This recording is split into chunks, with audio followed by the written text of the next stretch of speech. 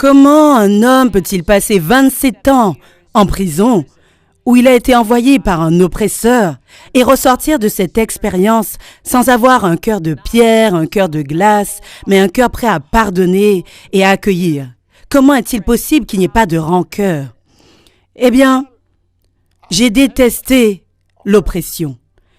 Et quand je repense au passé et aux choses qu'ils ont faites, je me sens en colère. Vous avez un temps limité à vivre sur Terre. Vous devez essayer d'utiliser ce temps dans le but de transformer votre pays en ce que vous désirez qu'il soit. Et pour cela, vous devez rejeter tout ce qui est négatif dans votre propre âme, dans vos veines, et vous concentrer sur les choses positives. Vous cherchez des conseils pour réussir ou vous voulez tout simplement de la motivation pour pouvoir atteindre vos objectifs de vie et croire en vous? Si c'est le cas, vous êtes au bon endroit et vous le savez en plus. Salut à tous, c'est Mélissa de Miss Imparfaite. Je suis la boule d'énergie qui va vous donner de la motivation et de l'inspiration pour pouvoir atteindre vos objectifs de vie et croire en vous. Alors aujourd'hui, nous allons parler des conseils inspirants pour réussir de Nelson Mandela. Alors Nelson Mandela, je le présente juste pour la forme, mais c'était un révolutionnaire anti-apartheid, un politicien, un philanthrope, un mentor inspirant qui a été président d'Afrique du Sud de 1994 à 1999. Nelson Mandela a marqué tout simplement l'histoire de par son engagement. Il est resté 27 années en prison pour pouvoir défendre ses idéaux d'une égalité pour tous, peu importe notre genre, notre religion, notre couleur de peau. Nelson Mandela est tout simplement un mentor inspirant. En étant jeune, il n'avait pas du tout confiance en lui, il le dira lui-même. Mais en ayant trouvé sa cause, Nelson Mandela saura faire entendre sa voix. Alors je vous laisse découvrir les conseils inspirants pour réussir de Nelson Mandela. N'hésitez pas à liker, partager, abonnez-vous tout de suite à la chaîne si ce n'est pas encore fait. Je vous laisse découvrir les conseils inspirants pour réussir de Nelson Mandela. Et je vous retrouve à la fin de cette vidéo. À tout de suite. Nous l'avons clairement indiqué dans notre politique. L'Afrique du Sud est le continent de nombreuses cultures. Et il y a de la place pour toutes les différentes cultures dans ce pays. Y a-t-il beaucoup d'Africains éduqués en Afrique? Oui. Nous avons un grand nombre d'Africains qui ont fait des études supérieures et qui participent aux luttes politiques des peuples africains. Mais la question de l'éducation n'a rien à voir avec la question du droit de vote. À de multiples occasions, l'histoire a prouvé que les gens peuvent jouir du droit de vote, même s'ils n'ont ni éducation ni qualité d'éducation. Et je pense que c'est une bonne chose, mais il n'est pas nécessaire d'avoir une éducation pour savoir que vous voulez jouir de vos droits fondamentaux, que vous avez des aspirations, que vous avez des revendications. Cela n'a en aucun cas rien à voir avec le niveau d'éducation. Comment avez-vous fait pour être traité avec respect par les gardiens racistes? Vous étiez en prison et vous avez dit « Je ne répondrai qu'au nom de Mandela ou Monsieur Mandela ». Nous devions mener la bataille pour la dignité dès le premier jour de notre incarcération. Et c'est ce que nous avons fait. Nous avons insisté sur le fait que nous devions être traités avec respect, même si nous étions prisonniers. Et nous avons parfaitement réussi. Quand j'ai téléphoné à un certain lieu dans mon pays et qu'une femme a répondu au téléphone, j'ai demandé « À qui suis-je en train de parler ?» Et elle m'a répondu « C'est à moi que vous parlez. » J'ai dit « Eh bien, madame, je sais que je vous parle. Mais comment vous appelez-vous » Elle m'a dit « Qui êtes-vous pour me demander mon nom? Quel est votre nom ?» Je lui ai dit « Madame, dès que vous me donnerez votre nom, je vous dirai le mien. » Mais alors qu'on se disputait pour savoir qui devait dire son nom au premier, elle s'est énervée et a dit « Vous semblez très irrespectueux. Avez-vous passé votre matrique ?» Un matrique dans mon pays est un examen d'entrée à l'université. Et je lui ai dit « Madame, vous devriez être très prudente car s'il faut posséder un matrique pour pouvoir vous parler, Je vais travailler dur pour pouvoir passer cet examen et me retrouver dans la même classe que vous. C'était osé. Elle a répondu, « Vous ne serez jamais dans ma classe. » Et elle a raccroché le téléphone. Si vous saviez à quel point j'aimerais qu'elle soit là aujourd'hui.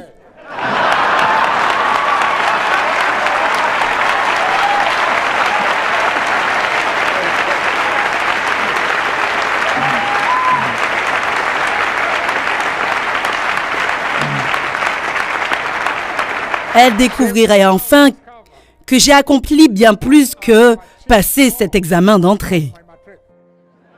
Vous m'avez aussi dit, on a fait en sorte que le cerveau domine le sang versé. C'est vrai, car nous avons eu ce conflit. Nos émotions nous disaient, la minorité blanche est notre ennemi. On ne doit jamais parler avec eux. Mais le cerveau nous disait, si vous ne parlez pas avec ces hommes, votre pays partira en flammes. Et pendant de longues années à venir, ce pays serait englouti sous des rivières de sang. Alors il nous fallait en finir avec cette mésentente. Et notre discussion avec l'ennemi a été le résultat de la domination du cerveau sur nos émotions. Ceux d'entre nous qui partageons votre combat pour les droits de l'homme contre l'apartheid avons été déçus par les modèles en matière des droits de l'homme que vous avez soutenus depuis que vous êtes sortis de prison. Vous avez rencontré 3 fois au cours des 6 derniers mois Yasser Arafat, que vous avez adulé. Vous avez dit à Kadhafi que vous partagez son point de vue et vous l'avez félicité sur son dossier relatif aux droits de l'homme et sa volonté pour la liberté et la paix dans le monde. Et vous avez adulé Fidel Castro en tant que leader des droits de l'homme. Et vous avez déclaré que Cuba était l'un des pays qui avait le plus la tête sur les épaules en matière de droits de l'homme, en dépit du fait que les documents de l'ONU montrent que Cuba est le pire des pays. Je me demandais juste, est-ce que ce sont vos modèles de dirigeants en matière de droits de l'homme? Le cas échéant, auriez-vous voulu d'un Kadhafi, d'un Arafat ou Fidel Castro comme futur président de l'Afrique du Sud? Une des erreurs que certains analystes politiques font est de penser que leurs ennemis devraient être nos ennemis.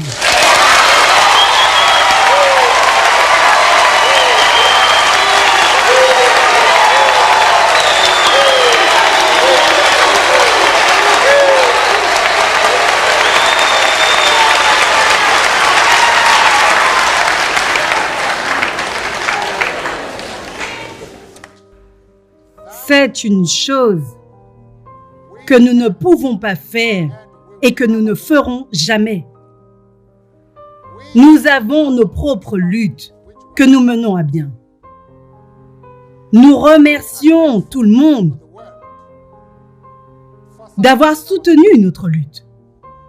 Cependant, nous sommes une organisation indépendante avec sa propre politique. Notre attitude envers n'importe quel pays est déterminée par l'attitude de ce pays vis-à-vis de notre lutte.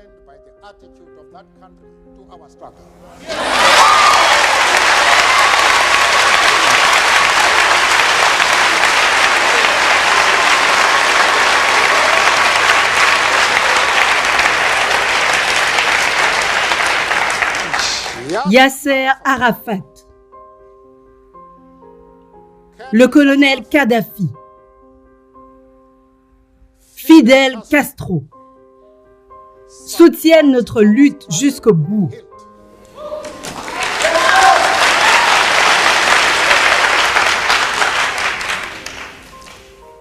Il n'y a aucune raison quelconque pour laquelle nous devrions avoir une quelconque hésitation en ce qui concerne leur attachement aux droits de l'homme, tels qu'ils sont exigés en Afrique du Sud.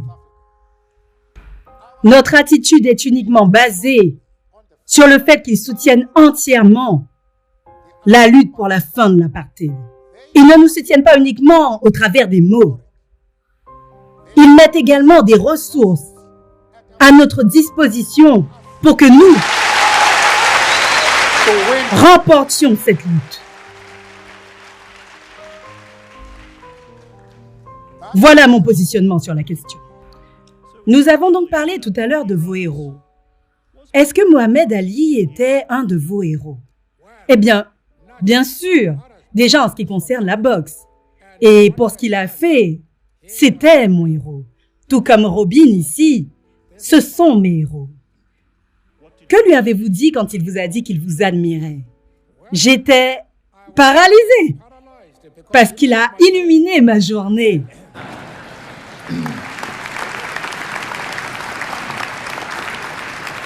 Quel dirigeant du XXe siècle admirez-vous? Eh bien, j'ai répondu à cette question.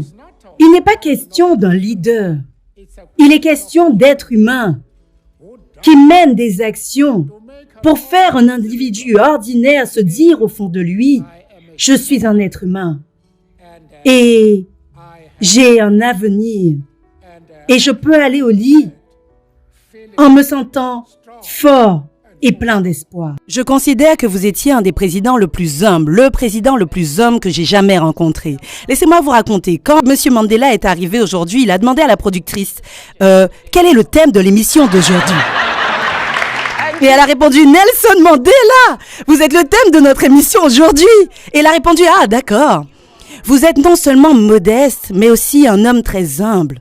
Je voulais vous demander, car je pense qu'il s'agit de la caractéristique qui ressort le plus chez vous. Vous savez instaurer la paix en vous-même. Par où peut-on commencer? Nous, les gens qui ne dirigeons pas un pays, mais simplement gérons nos propres vies, notre famille, pour parvenir à un sentiment de vérité et de réconciliation avec nous-mêmes, pour devenir des faiseurs de paix. Comment faisons-nous ça?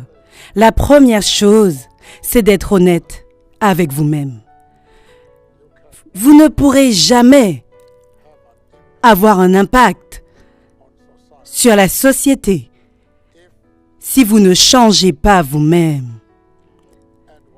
Et l'une des armes les plus importantes pour vous changer vous-même est de reconnaître que les gens partout dans le monde veulent la paix. Mais l'humilité est l'une des qualités les plus importantes que vous devez avoir. Car si vous êtes humble, si vous faites réaliser aux gens que vous n'êtes pas une menace pour eux, alors les gens vous accepteront. Je marchais dans la rue quand j'ai rencontré un couple de touristes d'un pays occidental bien connu. Le mari s'est arrêté et a dit « Monsieur Mandela ». J'ai dit « Beaucoup de gens me confondent avec ce type ». Et il a répondu « Est-ce que je suis autorisée à vous confondre avec ce type ?» J'ai dit « Vous feriez comme beaucoup d'autres gens ». Il s'est alors tourné vers sa femme et lui a dit « Chérie, Monsieur Mandela ». Elle n'était pas du tout impressionnée.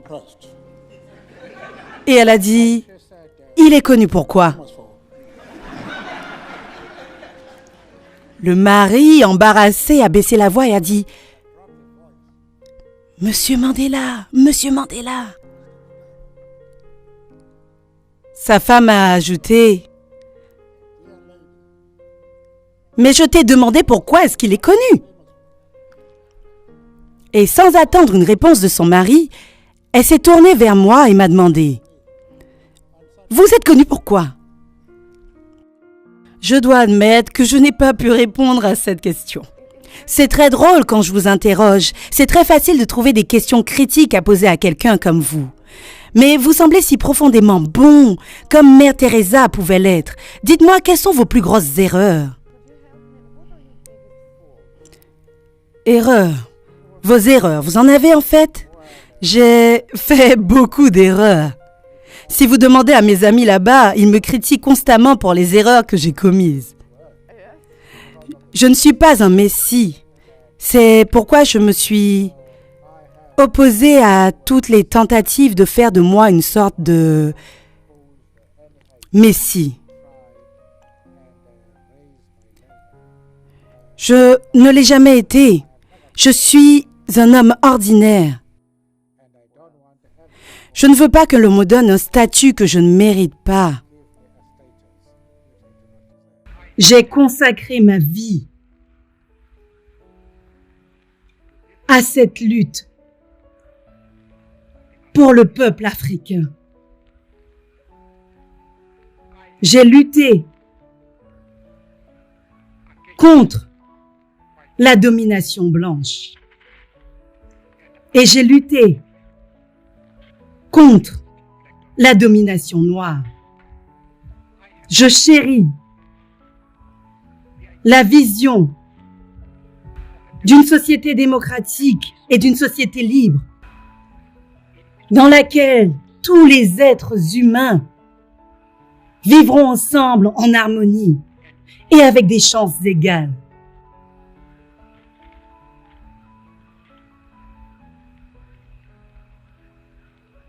C'est un idéal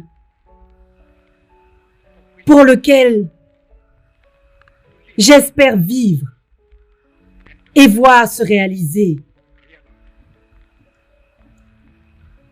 Mais mon Seigneur, si cela est nécessaire, c'est un idéal pour lequel je suis prêt à mourir.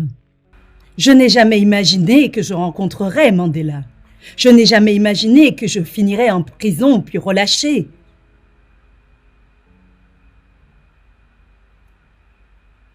Je pense que la foi détermine votre parcours. Je n'aurais jamais, au grand jamais imaginé au départ qu'un jour je vous dirais « Je vais être une combattante de la liberté ». Non, je suis née dans un contexte environnemental qui a déterminé qui j'allais devenir. Quand j'ai été envoyée en prison la toute première fois que j'ai été placée en isolement, vous vous êtes interrogé pendant 7 nuits et 7 jours sans pouvoir dormir. Et Dieu a prévu un mécanisme auquel je n'avais jamais prêté attention avant. J'avais atteint un point où, je pense, le seuil où mon corps ne pouvait plus encaisser aucune douleur et je m'évanouissais. C'était les plus beaux moments où mon corps se reposait. Et quand il me jetait ensuite un seau d'eau pour me réveiller, peu importe que je sois trempée, je me relevais et j'étais tellement requinquée et je recommençais à me battre encore et encore et encore.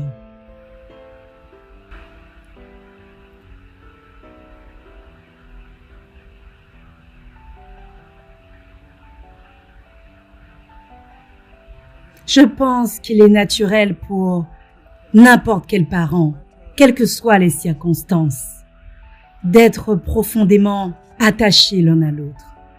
Et il y avait un lien que rien ne pouvait rompre entre nous. Nous n'avions pas nécessairement besoin d'être ensemble ou de vivre ensemble. Je n'ai jamais vécu vraiment avec lui au départ. Nous n'avons jamais connu cette situation basique dans notre famille. Donc, rétrospectivement, c'était très douloureux.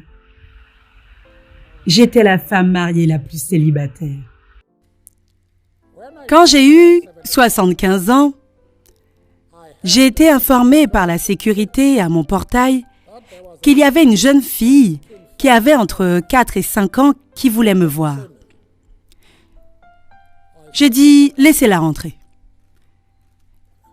Ils m'ont dit « Mais monsieur le président, elle est très impertinente ». J'ai rétorqué « C'est pour ça, faites-la rentrer ». Effectivement, c'était un sacré bout de femme. J'étais dans mon salon. Elle n'a pas frappé. Elle ne m'a pas salué. La première chose qu'elle a demandé, c'était « Quel âge avez-vous » J'ai répondu « Je ne suis plus sûre, mais je suis née il y a très très longtemps. » Elle m'a dit, il y a 2 ans. J'ai répondu, non, il y a bien plus longtemps. Et soudain, elle a changé de sujet. Pourquoi êtes-vous allé en prison? J'ai répondu, non, je ne suis pas allé en prison parce que je le voulais. Des gens m'y ont envoyé. Elle a dit qui? J'ai dit, des gens qui ne m'aimaient pas. Et combien de temps vous êtes resté? J'ai dit, je ne peux même pas me souvenir, mais ça a duré un très long moment. Et de nouveau, elle a répété, il y a 2 ans? J'ai dit, non, il y a bien plus longtemps. Mais cette fois-ci, elle a insisté. Mais combien de temps? J'ai dit, je t'ai dit que je ne me souviens plus, mais c'était il y a très longtemps. Alors elle a fait cette déclaration. Vous devez être un vieil homme sacrément stupide, n'est-ce pas? Alors, messieurs et dames, si ce que je dis ne correspond pas à vos attentes, s'il vous plaît, soyez un peu plus diplomate que cette jeune fille. Merci.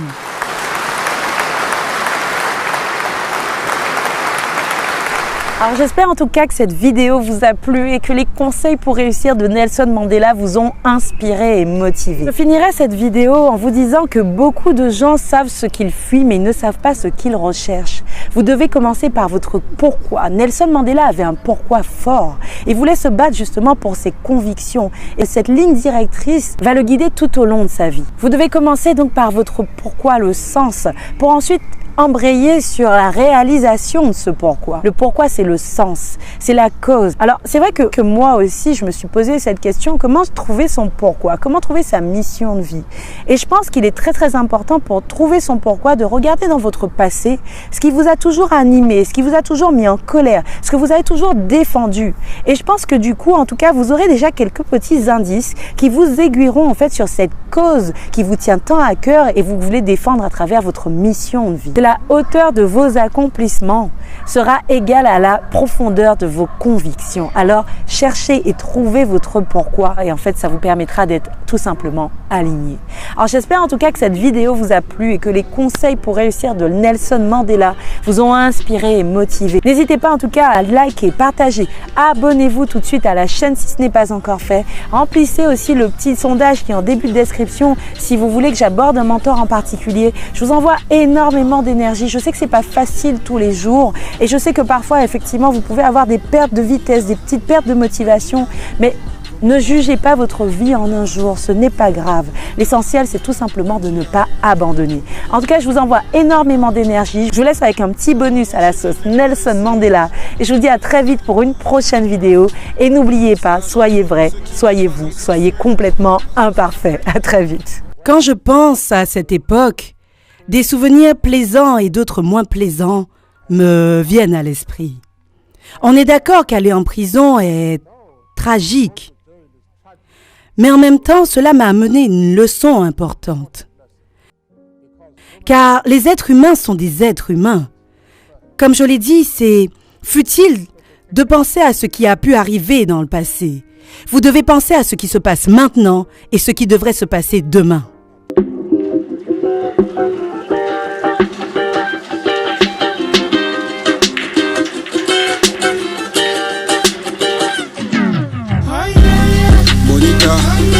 Njia, como va? Vanga, vanga. Bonita, njia, como va? Vanga, vanga. Bonita, njia, como va? Vanga, vanga. Bonita, njia, como va? Vanga, vanga.